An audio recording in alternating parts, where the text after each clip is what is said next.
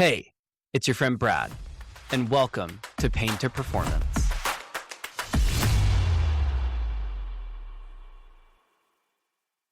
Have you ever been in a moment where you had all the information, but you just still couldn't make the call? You kept looking for one more data point, one more opinion, one more sign that you were making the right move. I've definitely been there. I'm sure you have. But in the meantime, while we were just running back and forth between all the different options, our window closed. The opportunity completely passed us by. And you were left wondering what would have happened if you had just trusted yourself. That is not a willpower problem. It's not. That is not a confidence problem either. That is a process problem. And today's guest has spent her career building the exact framework that fixes it. Stay with me.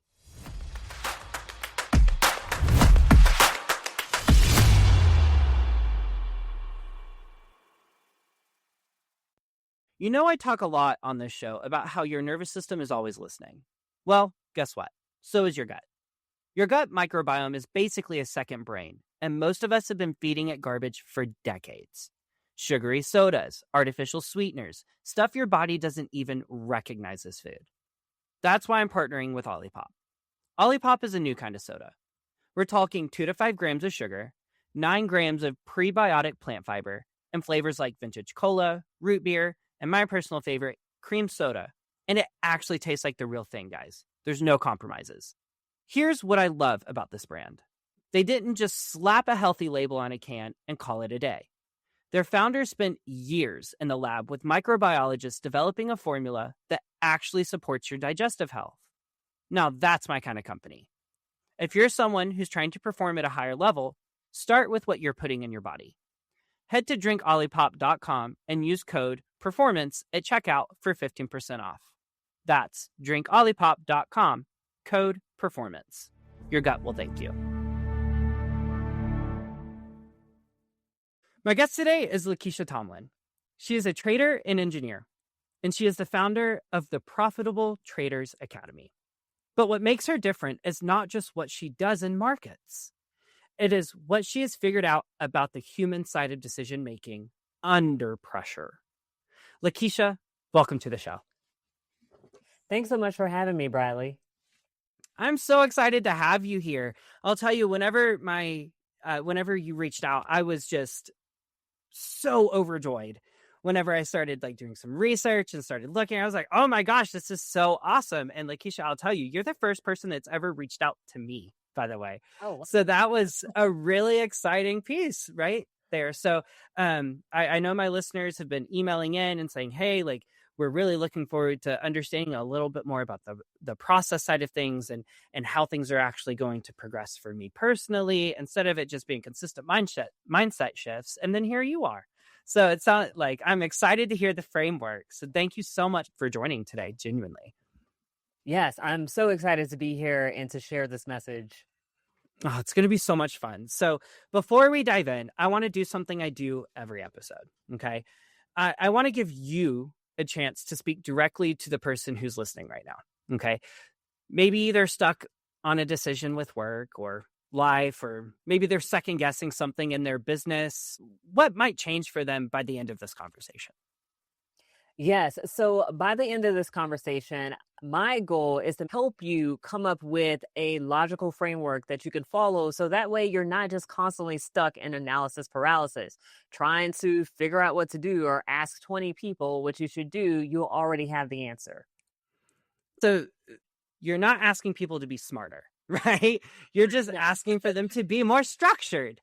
And exactly. That's a completely different ask entirely. So I'm so excited to have to kind of dive into this today. So before you built this framework that you're talking about around decision making and all of these other things, what was your own relationship with uncertainty? Were you someone who overthought things, or did it just naturally come to you? Oh my gosh, I totally overthought things. Things that really didn't need overthinking. and over explaining to myself inside of my head. And basically, it came down to one day I just got frustrated. And I was just like, there's got to be a better way. And I know that I've made decisions about things in the past. Why are these things so hard? And it became especially important once I decided that I wanted to go into leadership and wanted to actually lead teams. And I saw the people who were leading, they were making decisions all the time. They weren't asking a lot of people or thinking about it forever. And I remember one time going to an interview where I talked about how they asked about how I make decisions. And I said something like, yeah, I need to go back and think about it. And I didn't get the job. So, so with that being We've all said, been there, LaKiesha. We've all been there. So with that being said, I'm like, okay, there's got to be a better way. I know that I've made decisions before, and those decisions that I was barely are really proud of. What did I do? And that's just kind of how it started. Huh. So was there like maybe a specific moment or like a decision, a failure that made you realize the old way of thinking wasn't working for you? Yeah, so for me, I remember in this time period about like 10 years ago. This was the time, actually more like 11 years ago now, but this is the time where I was really making that transition from being an engineer and wanting to go into technical leadership. So in that moment, I mean, going through so many different interviews, of course, just thinking about my stories and all these different things, like a couple of things kept coming up. And especially in these interviews, they ask you, tell us about a time when you have made a decision with little information. How did you Hmm. proceed? And I realized that I didn't have a good answer for that. And I felt like I kept stumbling over that. So I'm like, what do I actually do? That was kind of the start of it, actually, just going through all these interviews. And I went through a good 40 interviews. I'm not even kidding. So Okay. it came up quite a bit. So I thought, okay, like let me stop dancing around this. Let me just get an answer that works for me, that's genuine for me and true to how I actually make decisions. Interesting. So I'll tell you, I don't I think you have to be living under a rock to know this, but all right, the market for jobs is a rough spot to be in right now, right? It's Mhm. really bad. The job market's rough right now. So you're doing exactly what career coaches, like 25, 30-year career coaches are saying to do at this point, which is really know yourself, really put together on paper what it is you'd actually say, what your process is, right? And I'm also a firm believer in it's not a process unless it's been written down, right? Otherwise, it's just an idea. So I love the fact that you said you sat down, you did this. Can you maybe walk us through what your what your process was to land with this specific process? Like, how did you get there? The process to the process. Absolutely. So this definitely was not a quick thing where I just sat down and wrote down some things really quickly. It actually took me a couple of months to come up with this, especially because, like I said, at this time I was interviewing heavily just because in the job that I was in, it was kind of interesting, but I wanted to do more. So, like I said, getting asked this question in interviews at that time and every time, so one practice that I do have is every time I had an interview, I jot down really quickly what was asked. And just so that way I could remember, what types of questions I'm going to be asked. And Sure. like I said, this type of question came up multiple times. So then once I started zeroing in on this particular question, I started writing down different things. And I have actually, it's over there on the bookshelf. I have this notebook that I had at the time where basically I'm just writing notes. So I would, write down something after the interview and then kind of think about like how would I answer this differently, if I could take some notes and then just kind of come back to it periodically. And that for me was variable. It was maybe a few Mm. days later, maybe a couple of weeks later. So, like I said, it took some months for me to really get this dialed in. So that way, when I was asked that question, again, I had a solid answer and I could have a solid, concrete example. So in our prior conversation before the call, I was, like I said, I did some research, Yeah. and in your forums and stuff that we've exchanged back and forth, you talked about this kind of story of, when have I seen something like this before? Right? Mm. Can you walk me through that? Is that where this kind of blossomed from, where you were going into your journal and saying, hey, like, this is what I wrote, this is what I did, this was the question I was asked, this was the answer I gave, this was kind of their reaction on that? Is that where this was kind of brought from? Yeah, that's exactly where it came from, because I started to think about different stories that I can use in these interviews, and obviously this is all or mostly in the context of work. But then I started thinking about personal examples as well, where I made a decision, and at that time, one of the decisions that I made that was pretty, bold to a lot of people was basically leaving a career at a well-known aerospace company to move to the West Coast and work for another company, another aerospace company, and just be in a totally different location, not knowing anyone, leaving everything or everyone that I knew to pursue this promotion opportunity. And I was thinking, like, how did I come to this decision? And then it took me down this path of, okay, in the terms or in the context of things that I've done in my job, like, what sort of hard decisions did I have to make in my job, and what were some of those common threads between those different things? And like I said, once I started jotting down these different stories, like, I have a notebook full of just career stories over there on my bookshelf, but basically started writing these things down and just thinking about it. And then I started writing out these stories word for word as I would say them, and I started to notice more things. And Hmm. that was, that whole process, like I said, that took months. And, if I'm looking at the time between when I started applying to these jobs at this management level, to the time where I actually got a job, it was about a year, a job that I liked. It Mm. was about a year. So, you have all this time to think, usually during that time period, and things like this framework that we'll talk about later, comes from that. Hmm. I have to say, I love the fact that what you just said was, this framework is rooted in experience, right? Mhm. I do business coaching occasionally, and mainly in the small business sector. And I tell everybody, I spent a lot of money, a lot of time, and a lot of tears Mm. stepping into the potholes for you, right?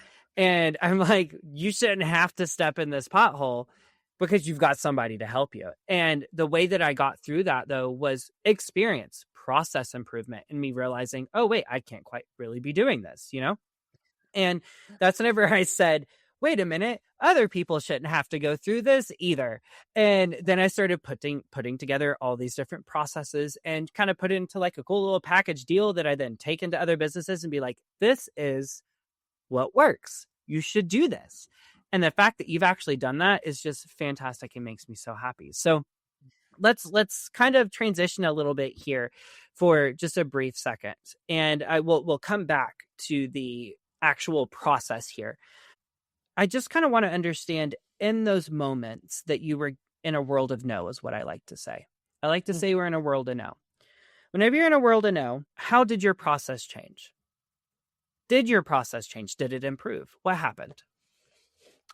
Ooh, that is an excellent question. And overarching, yes, the process that I had at that time, 11, 10 years ago is different from now. Some of the biggest changes that I see is that, I mean, I've been in positions where I've had to make decisions relatively quickly, and people are looking to me for answers. So I can't be like, oh, let me go back and think about it, sleep on it, all that. No, I need to make a decision in the moment.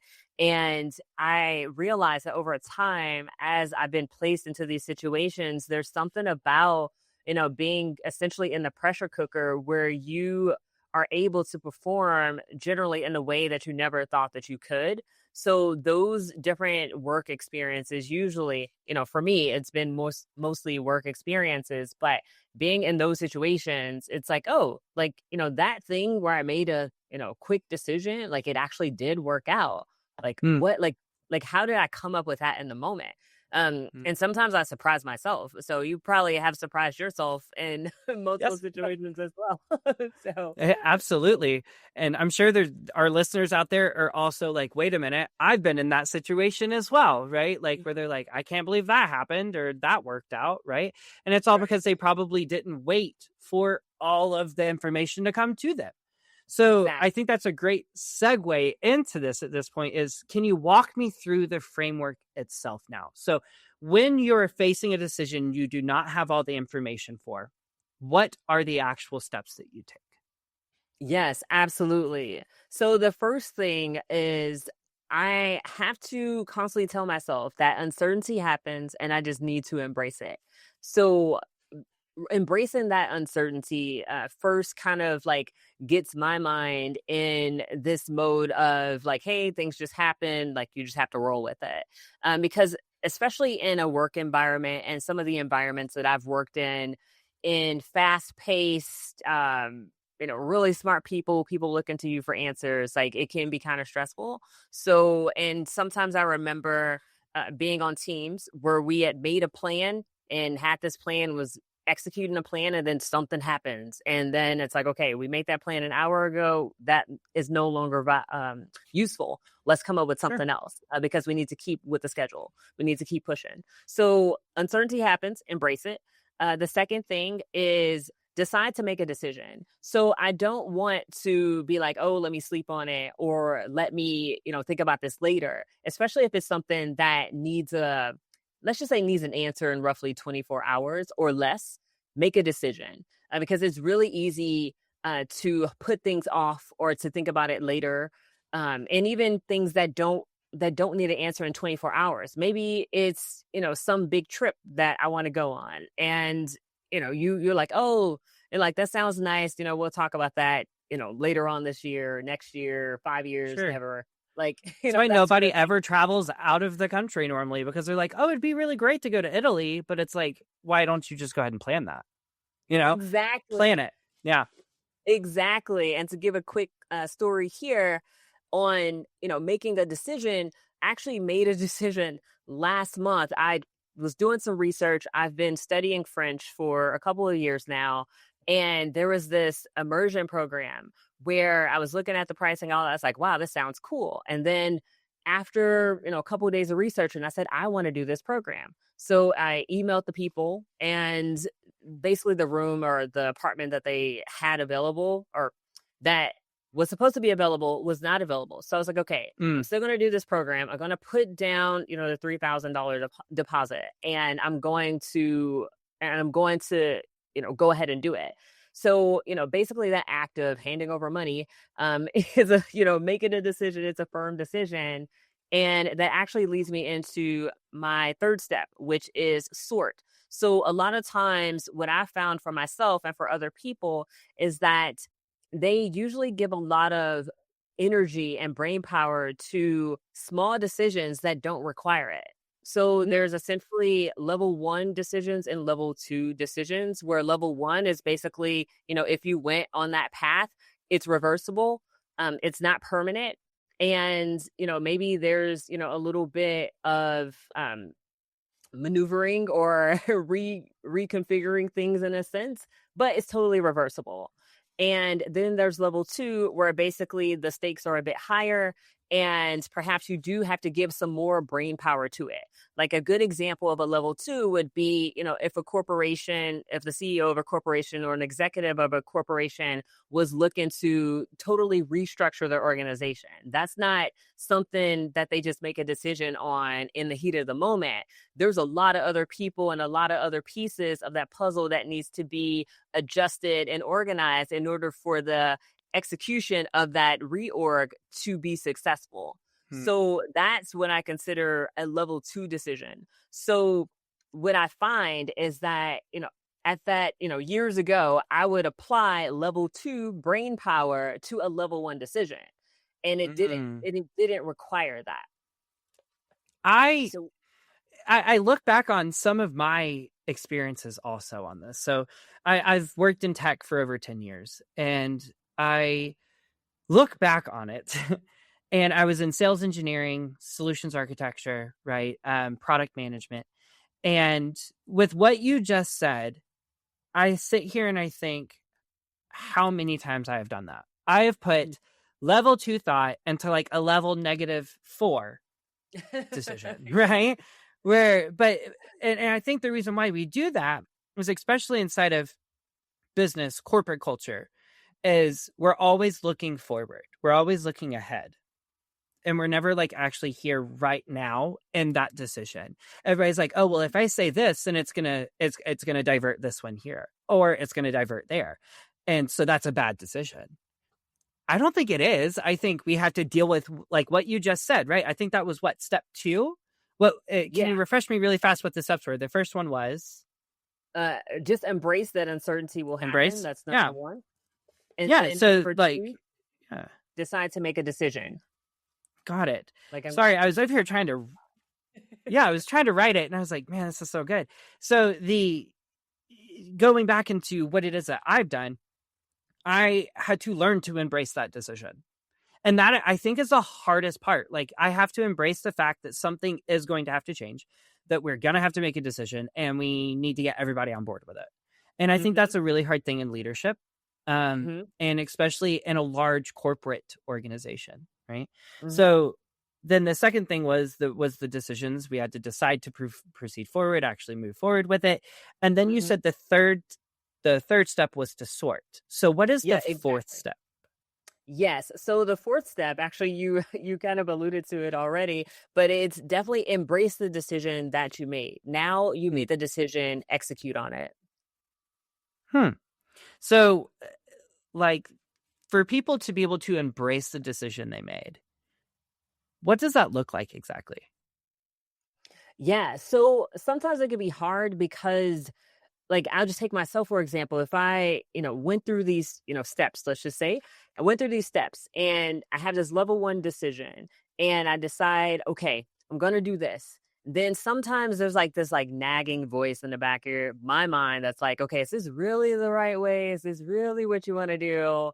And it's just like I understand, that probably happens for a lot of people as well, where you second guess your decision.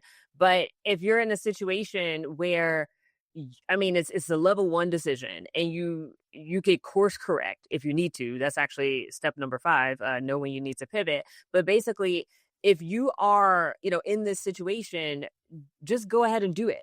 Especially if it's a level 1 decision, especially in the corporate world, where or at least I'll talk for myself.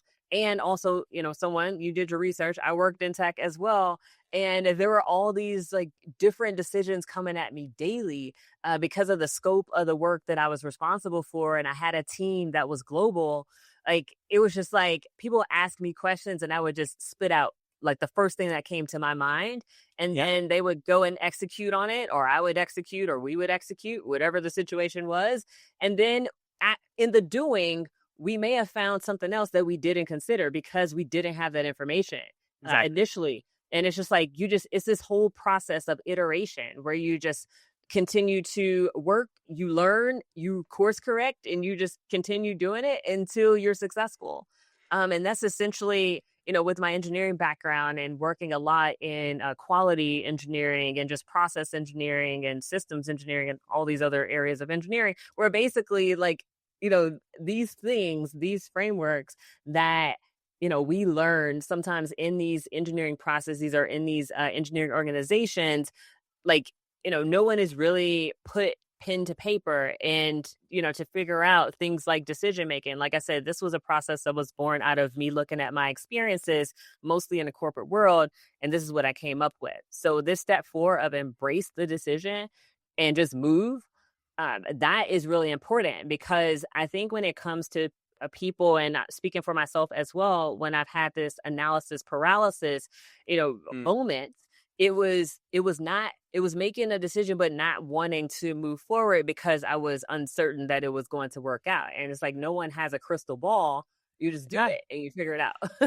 And I think a lot of people don't make decisions because they're scared. Yes. Right? Yes. And again, corporate culture does have that Yes. piece where you do feel scared to make decisions. And I could go on and on and on about that, talking about Yeah. psychological safety, right? But I see where you're saying why this is so important and how these Mhm. steps are just really vital. And to some people, they might be like, well, this sounds so simple. And then in the back of my head, I'm like, but wait a minute, how many times do you actually walk through these steps? Not many people. So tell me what step 5 is. Yes. So step 5 is knowing when you need to pivot. So you went through these steps, you embraced the decision, you took action on it. And, sometimes you do need to course correct. And you just have to so I believe that in this step, like sometimes it could be hard because sometimes if it's let's just say it's in a corporate environment and you are the leader of this project and it's your baby in a sense, and if you make a decision that maybe adjust something, or maybe you didn't take another group into consideration, like you have Mm. to like you may have to pivot, or you may have to course correct, or maybe you get feedback from your leadership that says, hey, we don't want to do that anymore. Like, it's just all different types of Sure. situations. But but you have to know when you need to pivot. Interesting. So obviously the pivot's important. And in product, we do this a lot, right? Yeah, yeah, You do that almost daily, honestly. And that's why I love working inside of an agile framework. yep, Anybody that's ever worked with me in corporate understands that I really will preach the gospel of agile and how great it is. yep, And the fact that people still work in waterfall to me is just absolutely wild. But um, especially whenever you have the ability to actually make a mistake and pivot, and you don't have to wait all the way to the end to course correct. So it sounds like yeah, the pivot is extremely vital. And then yeah. after we go through, we've accepted and embraced the change, and then we pivoted everything. There's got to be a final step here, right? How like where are we at in the process? Yeah, so pretty much the final step here, like after you understand when you need to pivot, it's going through the decision process again. So it's a iterative loop, essentially, like I talked about before. So it's not going to step number one because you already know that uncertainty happens, embrace it. And probably the pivot happened because of uncertainty, or things you Sure. didn't Yeah. consider. But it's essentially going back to step number two, decide that you will actually make a decision on this Hmm. situation that you need to make a decision on. So this is something that I constantly go through, especially if it's a bigger project or something like that at work. Then I have to go through this. Now, sometimes if it's a quick decision, then I just have to go through it once. And that's usually for those level one decisions where I have to go through this process once. But level two, there may be like 5, 6 times I had to go through this because there's so many other factors that either were unknown or I didn't account for.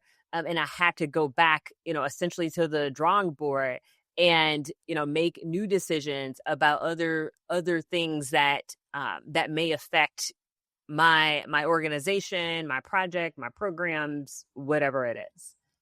Interesting. So there's these 6 steps, and I love the fact that you ended on feedback, and that is a huge thing that I think a lot of just processes in general don't ever think about. I mean, even in Agile, you're supposed to be doing retrospectives, right? How often do those actually happen? Not Yeah. very often, right? So, Moving on and to the the next fact, thing. exactly, you're like, great, project done, right? And the issue with that is though, is whenever we don't go back and look at the process Mhm. and improve where we can, we're never going to have a true lean, pun intended, you guys, a true lean process, right? So I love the fact that you ended on the feedback here, because that feedback loop is so important. And I think it's just missing in a lot of things, quite honestly. Mhm. And even in my life, I remember whenever I first graduated from college, I was trying to eat, breathe, and sleep agile, even to the point to where my life kind of became that way. And I know it was weird, but it's how it is. I learned it, I guess. Yeah. And it's why I really enjoyed it and loved working with that process. And I remember getting up in the morning, going through like my morning meetings, right? All my Yep. stand-ups. I'm like, okay, Yep. my stand-up was my calendar, blah, blah, blah, right? But that was a process. And then now that I look back on it, I'm like, was that the best use of my time? was Yeah. was there Okay. things that I could have done, right? Yeah. What would I do differently now? And you've said it before, and that sounds so simple, but I suspect most people skip that question entirely. So why is that question so powerful? Like, what would I do differently now? Speaking about the specific feedback loop. Yes. So I love that you said that, especially because going back and going through that feedback loop, and also thinking about it from what could I have done differently. That's how you grow, because you end up not making those same mistakes, especially if there's something like I know for me, like if there's something I screwed up on, like I'm sometimes like I would beat myself up for it, but then I had to like, hey, breathe, like like Sure. it's not. It's Yeah. not a catastrophic thing, and this is, like, the perfectionism, like, in me where, like, I've over the past few years, I've been learning to let go of a lot of that, which is great. It's a lot more freeing. Doesn't mean that I'm disorganized or anything like that. It's like I'm still me, Sure. but just not, Yeah, not, like, beating myself up mentally. It's like, "Hey, stuff happens. Keep moving." exactly. But anyway, It's it, true. it makes you better. It makes you better. And when there's a saying, when you know better, you do better. That's absolutely true, Ah, because you're engaging in this feedback loop, and you're also to use one of those agile words, you're doing a retrospective, on the situation, on yourself, on, whatever it is, so that way you could use that going into the next thing or the next decision, the next project. And it's so helpful, because say you have 100 of these different loops, like how much more amazing will you be, because you have all of these lessons learned, and you're going to be that expert on that thing, that situation, even making decisions in your life. Like you're going to make better decisions overall, because you have all these iterative loops, and you have proof, even if it's going to a different type of grocery store. I don't know. I'm just making this up. But basically, if it's like going to like a grocery store where maybe it's closer to your work, so you go to work, you go to the grocery store, and exactly. you go home. Because I used to do that actually. There used to be a Trader Joe's like next to work, but it wasn't close to my house. So it's like, okay, I get better food, and that leads to a whole bunch of other things, being healthier, more energy, so I can sustain the workload, especially working in Exactly. oh my god. Yeah. Um, so but anyway, it's tied to a lot of different things. And basically when you have all of these proof points of things that you've done, decisions that you've made, I believe in turn it makes you a more confident, a more um capable person of making more decisions in the future, because you get to a point where you trust yourself because you have this proof. I think it's And I think it's just one of the best things for personal development, absolutely, and career development. absolutely, I could not agree more. And like right now, we're talking about a feedback mechanism, right? We're talking about Yep. more information, right? But I kind of want to break down a misconception that you and I talked about earlier. Yep. And we challenged the belief that more information equals better decisions, right? So you've previously said to me in different conversations, right, that the biggest misconception about your work specifically is that people think they have to have more information. But Yeah. is that like what what's really being taught? Is that what we're teaching, right? That more research, more data, more opinions. Why is the belief there? And what is it that you would tell to the listener right now that that is a complete misconception, and here's why? Yeah, absolutely. So yes, I definitely believe that the misconception of more information is false in a lot of situations, in a lot of some of these level one decisions that we need to make. Like I said, level two is a bit different because it has a greater impact, but definitely these level one. And then two, the other one that I forgot to mention earlier when we were talking was more time. People Hmm. put time between decisions and think that, oh, if I put more time behind it, then it's going to help me make a better decision. And that's not always true. So when it comes to, these misconceptions and, basically, how to, I believe the question was something like, what can people do differently or something like that.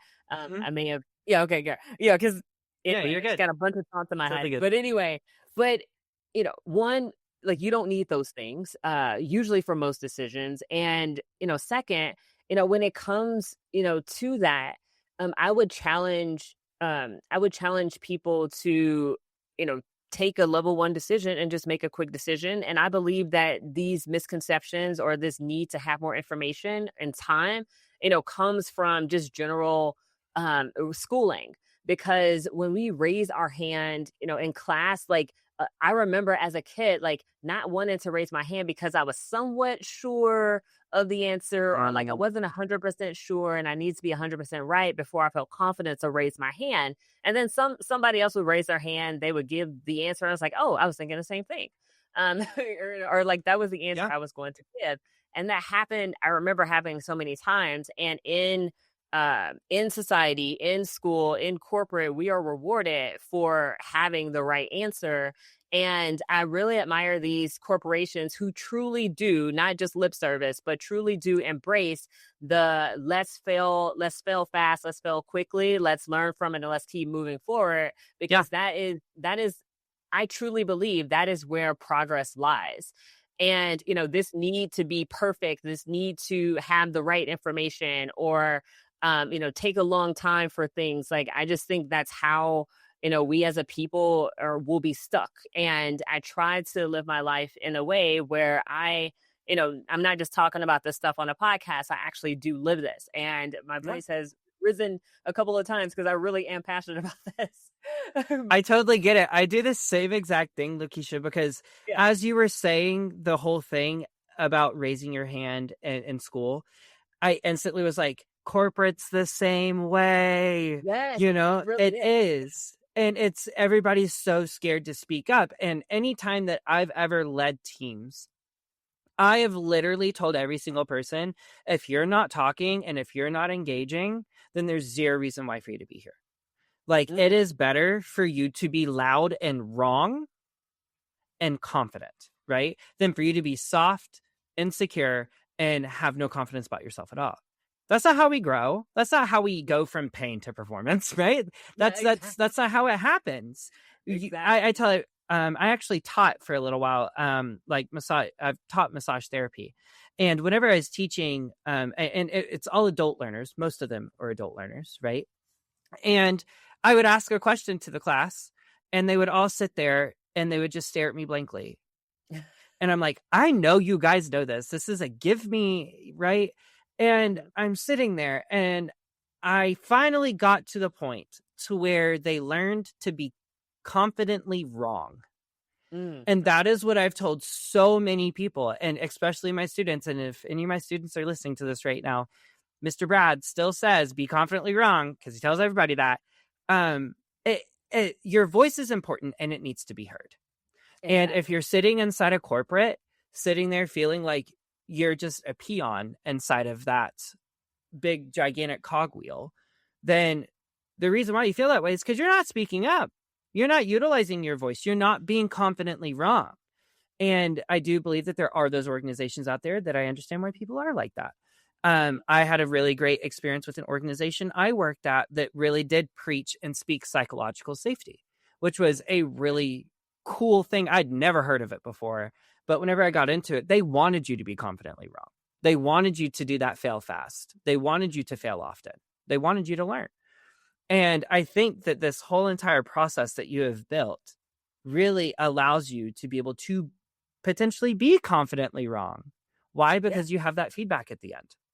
And I Yep. just think that that's just such a beautiful way that you have built this, LaKiesha. It's just been, I love this so much. And I'm so excited to be able to take it and put it into my own life. And I know Yeah. that there's listeners out there as well. I'm going to challenge you, listeners, that if there's somebody in your life right now that we just described, I know you know at least one. Your challenge today is to send this to them and to leave a comment letting us know that you did it, because I want to know that this is getting out to people, because LaKiesha, this is just such a good framework. So I want to jump back on track here for a second. Sorry, I always diverge. So All good. let's talk about you talked about waiting, Mhm. and I definitely wait quite a bit on some decisions, and it's mainly because I feel that if I wait longer, I'm going to have a better insight on them. So, it in your experience, what has been the cost of waiting for more information? Yes, that's an excellent question. And in my experience, waiting means that, or in some situations, waiting meant that I missed the opportunity.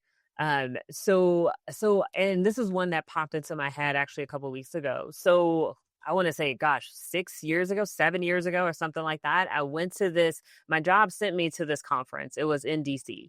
And basically, it was talking about STEM careers or something like that. And there was one person that I met from this large, like media outlet where we talked. He liked what I had to say.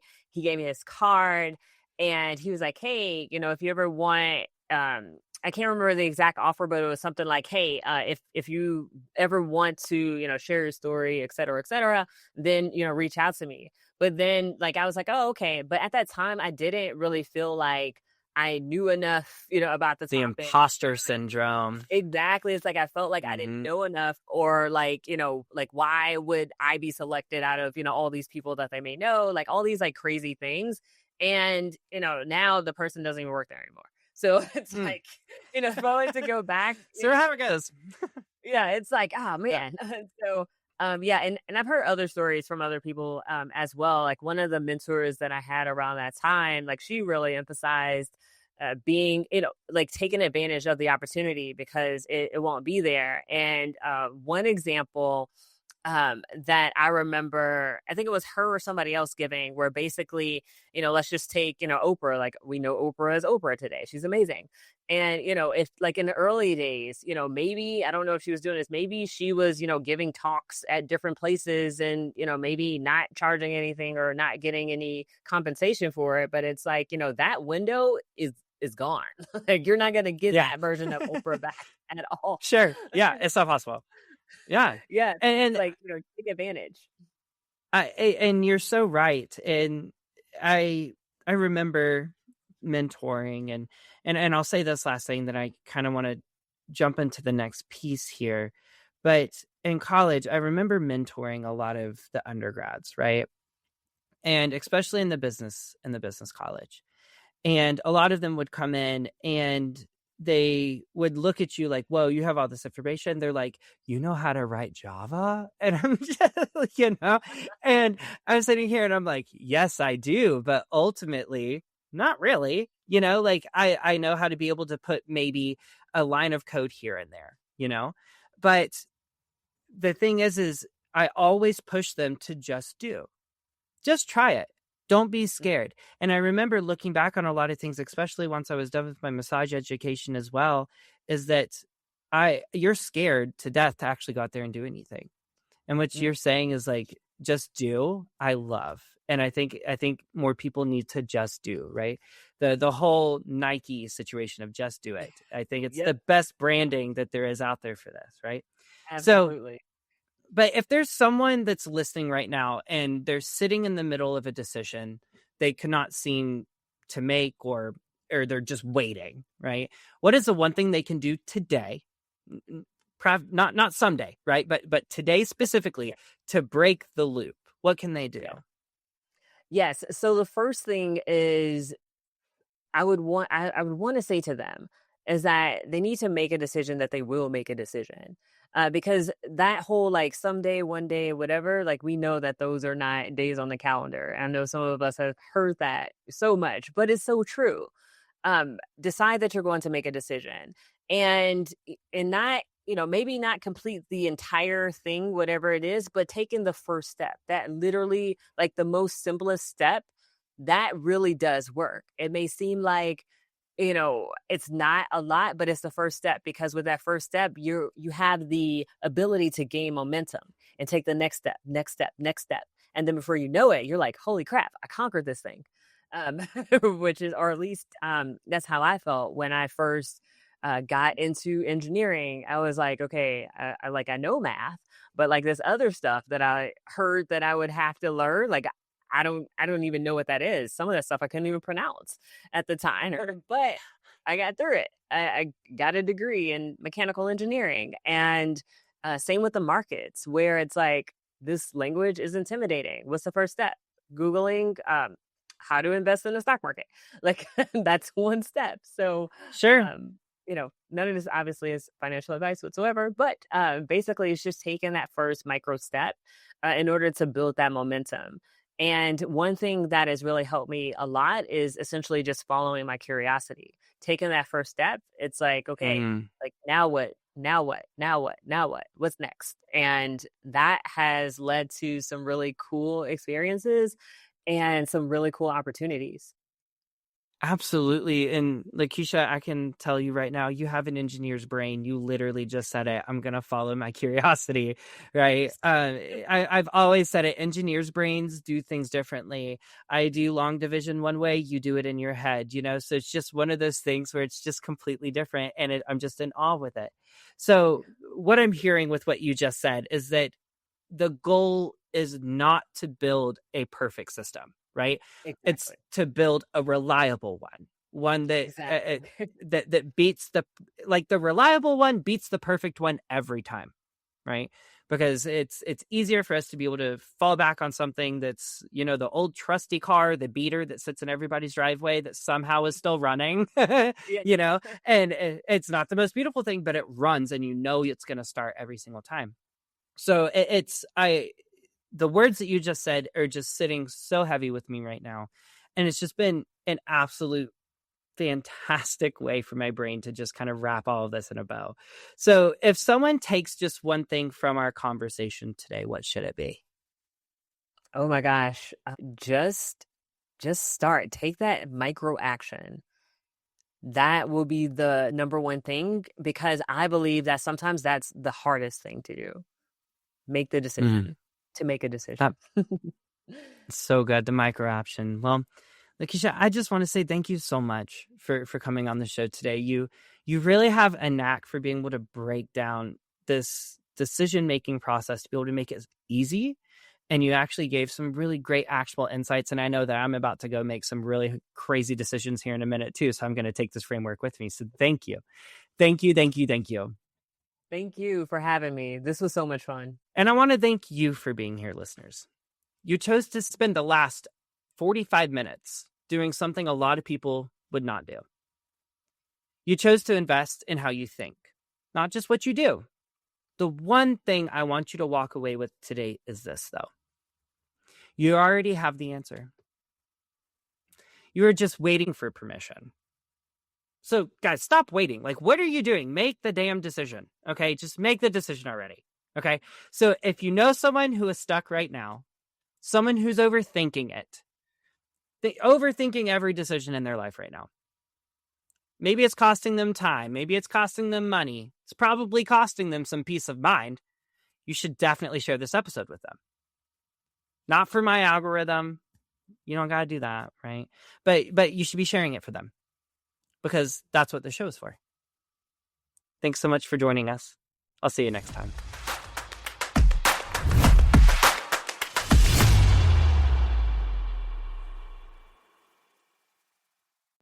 Before we take off, one quick housekeeping thing. This podcast is for education and conversation only. I'm in no way a licensed therapist, doctor, wizard, and this show is not a substitute for care from a qualified professional. If something today made you think of someone you know, go ahead and do them a favor and send this episode their way. Pain is rarely a solo experience, and a good conversation is better shared. And if you're enjoying the show, make it official. Follow, subscribe, leave a review. It helps more than you realize and keeps this conversation going. Remember, the hardest part of Pain to Performance is learning how to listen. Now, I'll be here, same place, next play, and I can't wait to welcome you in.